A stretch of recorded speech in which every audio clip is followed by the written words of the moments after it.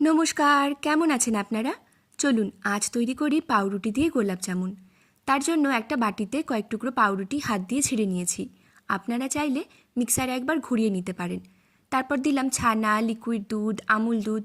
এবারে হাত দিয়ে খুব সুন্দর করে মেখে নিয়েছি। তারপর হাতে একটু ঘি লাগিয়ে এবারে গোলাপ জামুনের মতো একে একে গড়ে নিয়েছি।